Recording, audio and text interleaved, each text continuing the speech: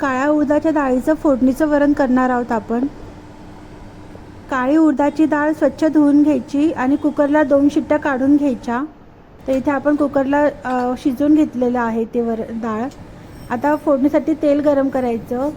मोहरी तडतडली की जिरं घालायचं. जिरंही फुलला की लसण घालायचं, लसणाचे तुकडे, लाल मिरचीचे तुकडे घालायचं म्हणजे फोडणी खमंग होते आपली.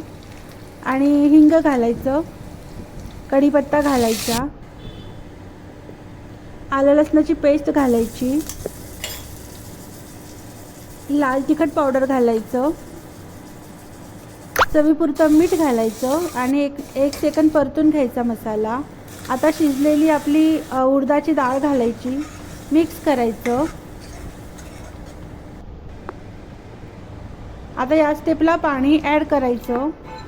पाणी ॲड केलं की शेंगदाणे घालायचे. शेंगदाणे ऑप्शनल आहे, आवडत नसेल तर नका टाकू, आवडत असेल तर घाला. आता उकळी येऊ द्यायची आणि काळा मसाला घालायचा.